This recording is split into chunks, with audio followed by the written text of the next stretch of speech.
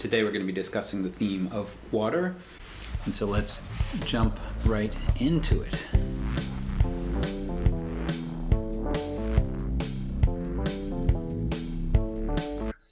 So water is something that you can have much of or too little, but the total amount of water on the planet has remained unchanged. It's not a problem of not having enough water. It's a problem of clean water. And so we'll really be looking at the location where water is, if it's available, if it's clean, if it's potable, and places where there's too much water. Okay? It's like so many things, it's unevenly distributed. So we have problems of drought, we have problems of flooding. And flooding, let's start with flooding, which has caused immense damage. And like most extreme weather, it's been happening more and more, result of changing climate.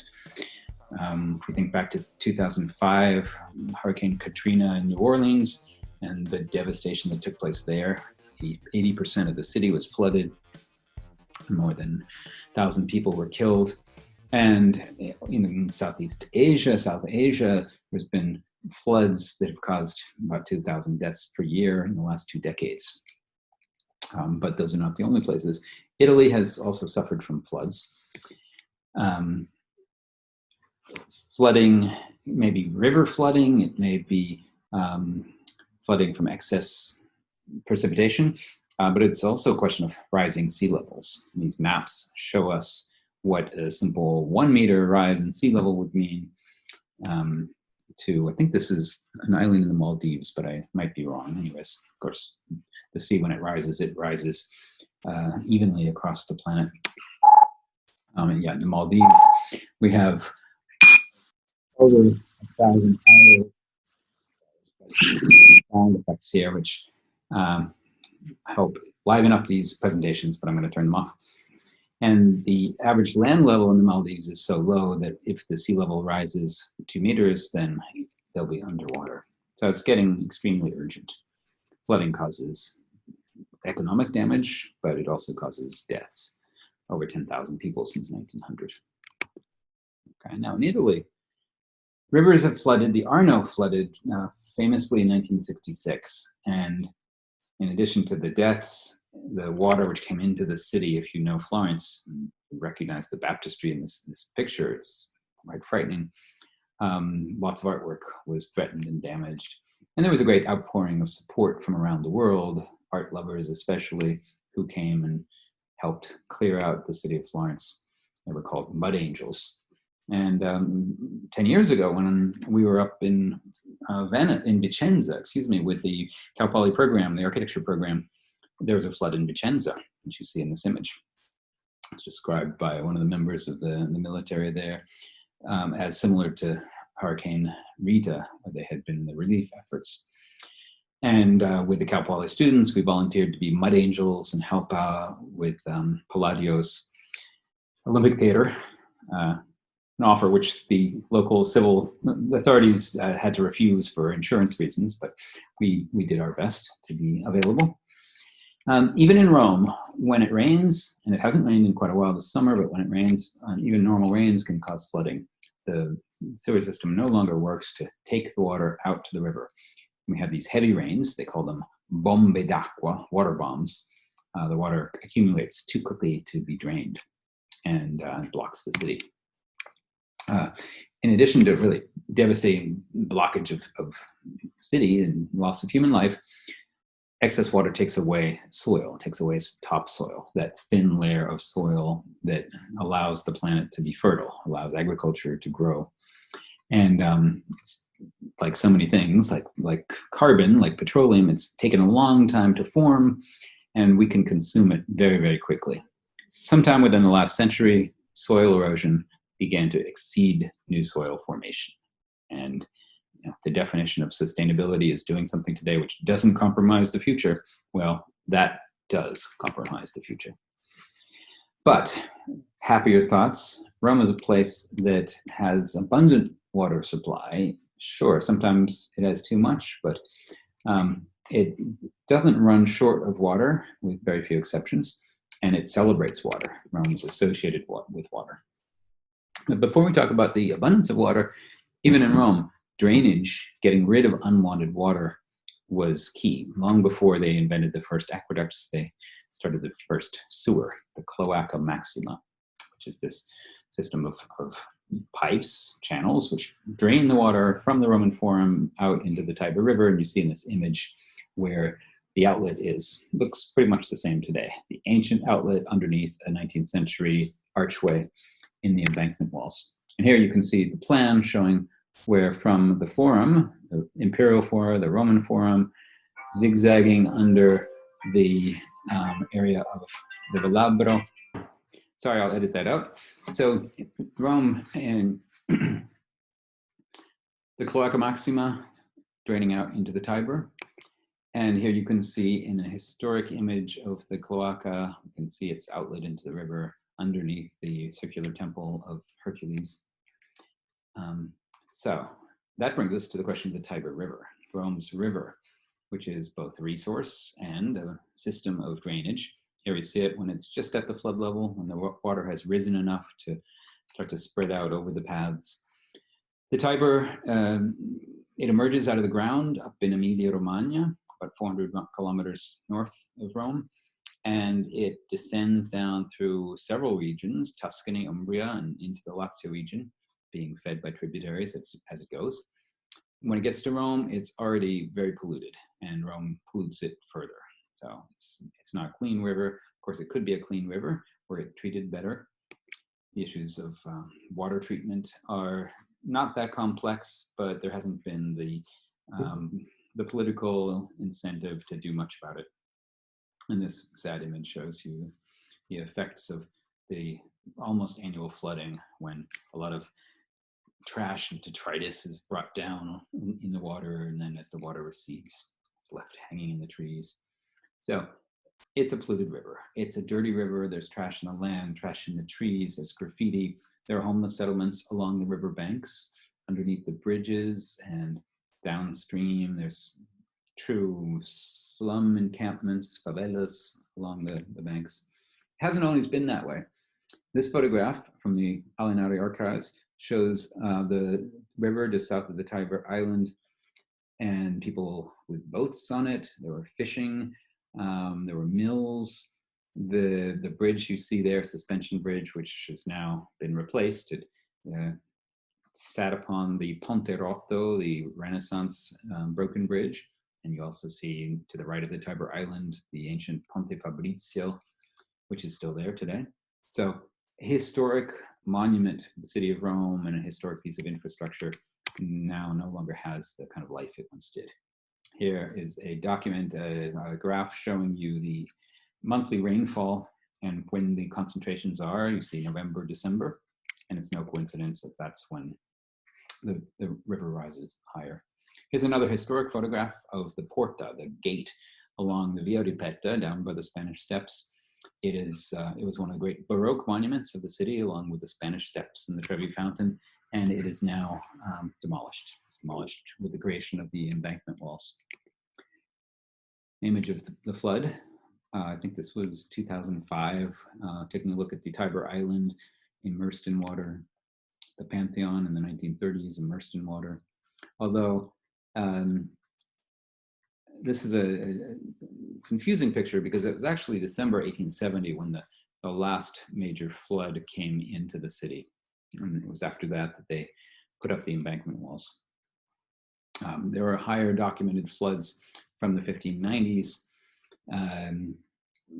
About every 20 years, there's a major flood, but I've seen several in the time that I've been here. So in 1870, as a result of a major flood, which happened to coincide with the planned inauguration festival of Rome as capital of Italy, they launched the project to begin the embankment walls. The engineer Rodolfo Canavati designed them, and 1878 they began construction. It involved demolitions of the port, a theater, another theater, houses, buildings, and it basically reshaped the city. And you ended up with these walls which are 13 meters high. These sections are useful for understanding the bed of the river and how the embankment was constructed. You see the sewer system, the new sewer line, which is contained within the walls, low down there. And here in the master plan, this is the current master plan of Rome, we see how the Tiber River is considered one of the central areas, one of the areas of interest for planning. It's almost a sort of park land, you could say, residential area, a protected area. I've done a number of projects for the Tiber. This is one that the studio did, but it was also a student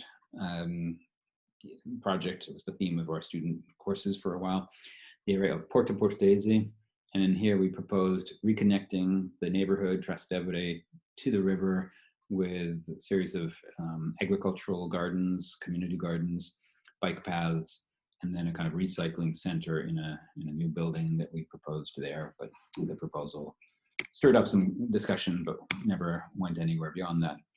And instead, a project which was actually carried out, but it's not an architectural project, it's an arts project, is the creation of this piazza called Piazza Tevere. Here's an image of it during a project done by one of the residents, a fellow at the American Academy, Robert Hammond, who you might know is one of the two people who created the High Line in New York. And in the tradition of Holly White, urban thinker from New York of the 70s, 80s, Robert purchased all these chairs, these folding chairs, and set them up temporarily on the river's edge to turn it into a kind of informal meeting space. But the project I was involved with, which was unveiled in 2016, and you see here, is a street art, a public art project by the artist William Kentridge. And it's called Triumphs and Laments. And it was a series of drawings around the themes of Rome's convoluted history, high points, low points, victories, defeats. And William Kentridge is probably one of the most important living artists in the world. So the fact that he came to Rome to produce this work, which involves selective cleaning of the walls and then a performance, a two-night performance, which you see in this image, which was multimedia. It was live musicians and ballet and procession. But prior to that, there was a whole period of volunteer labor. I mean, I was part of that. I directed this organization, which worked with the local community. Here we're cleaning up the Tiber River in preparation for this event. So it was also a kind of community engagement activity. Here we see on Earth Day every year, we have a project called Tevere Pulito, Clean Tiber, which is about bringing people out to clean. And the American ambassador under Obama came and joined us. We had people from the city. The mayor never actually joined us, but lent support in other ways. So this is what we call a placemaking project. It's a project where a lot of people participate in recognizing the value of a place. And in this case, it's a place on the water, which is why I'm discussing it in this lecture on water. Also, it was a project about river revitalization, which is something that we've seen all around the world. Here on the left is the Shengecheng River in Seoul, I believe the name is. On the right, there's Rio Manzanares in Madrid, and below that's Paris, the Paris Plage beaches, which they set up in Paris every summer. So lots of cities in the world have been regenerating the rivers. Rome has been a little slow, and even when they do have events along the river, they're pretty sad. I mean, these very polemical pictures here show you what happens to the bike lane when they set up these river stands. It disappears. It becomes a car lane for deliveries. And even the stands, there was a stand a few years ago where they were actually selling cars on the bike path. So it's not handled as well as other cities would. Rome has a river beach called Tiberias, but it doesn't actually have access to the river. The river is so polluted that this sign tells you, don't go near the river. Now, turning our attention to water shortages, the other side of the equation, drought.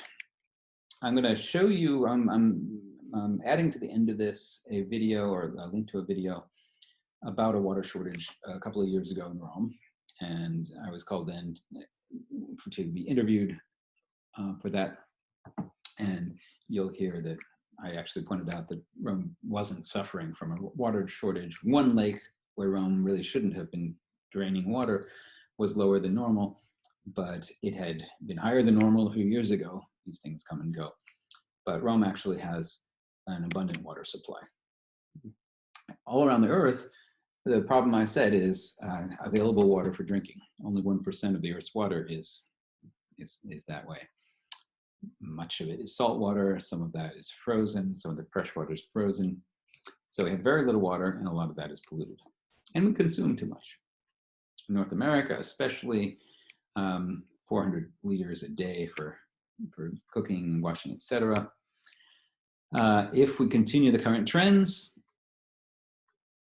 over the next 20 years, humans will use 40% more water than they do now. So everybody's using more water, and using water means it doesn't disappear, it just gets dirty and has to go back through a system. And so we're using it faster than it can be regenerated. And the result is lots of suffering. Basically, water-related diseases are a great killer of people all around the world, especially children. And people have been consuming more water, especially for agriculture. These have been running out of water. Consequences are water scarcity, increasing price of water.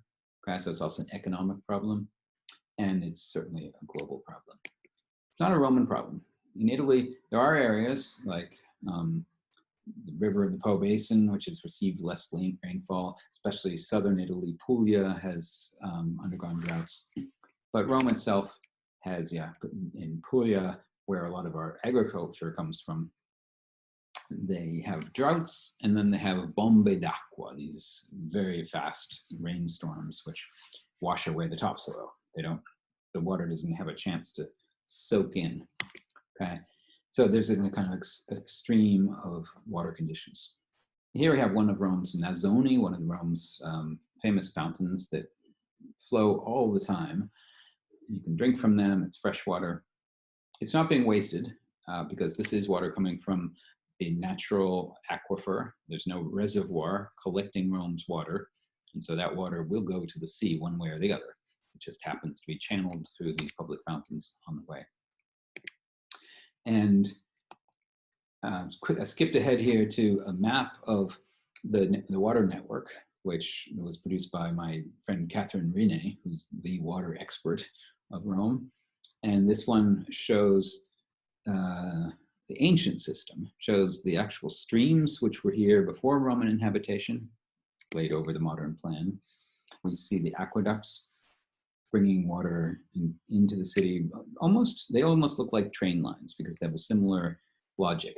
They come in together using the same route, same infrastructure, and then they fork out to different destinations, providing water for baths, for fountains, and so on. You can see each layer. Also referring to Rome's ancient water system, I'm showing you here the sewer system and these pipes, the drain pipes, which go into the sewer system. This is an extremely sophisticated, modern kind of system that worked very well, separating out different kinds of waste. And on the other hand, the Roman system for bringing water into the baths, this is a section of a sort of typical section of a Roman bath, where you see the water coming in through the pipes, being heated by a furnace. So the water tank has hot water now, and then that hot water is going into the tepidarium. The caldarium is where the water is heated and where there's hot water baths, and the tepidarium has warm water baths. And to bring the water from great distances, the furthest aqueduct is about 80 kilometers away, they had to have very good leveling systems. You see here the corobate, which was the level, and other plumb bobs and devices. And you see how they tunneled and bridged over valleys where necessary, and had ventilation shafts which were used to haul up the excess dirt. And the result are these aqueducts, which you can see in the model here on the left-hand side of this photograph of the model of ancient Rome. aqueduct bringing water into the Palatine Hill. This is the Aqua Claudia, which comes from the Central Apennines, about over 80 kilometers away. When these aqueducts get to Rome, and there were 11 of them carrying massive quantities of water, 12,000 liters of water per second, they entered the city through a thing called the Castellum, where they would then fork out into various directions. You can see in the diagram on the left on the top, they would go to pools, pools and fountains. They would go into private houses, and the one up at the top is public baths, which were the major destination for water. Baths like the Baths of Diocletian, they're shown in the diagram on the left. The technical connections were very much like what we use today, but instead of being PVC, they were terracotta.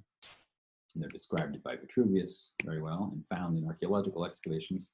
And here we see some images of the aqueducts out in the countryside, up there with a shepherd and a Cal Poly student sketching. And then when they come into the city, they really make up walls sort of lining streets, and they're often reused for other things.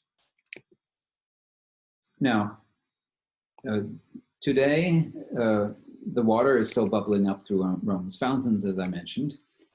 Some of them have been turned off. The dirty one up in the top right is at Termini Station, where you can no longer get a drink of water without having to buy it. And so Rome purchases more and more bottled water. Down on the lower side, that's from the local environmental club at John Cabot University that helped out with our Tevere Pulito in past years. They have started making reusable water bottles so that you can fill them up from the fountains. And there's been a big effort on the city's part to encourage that.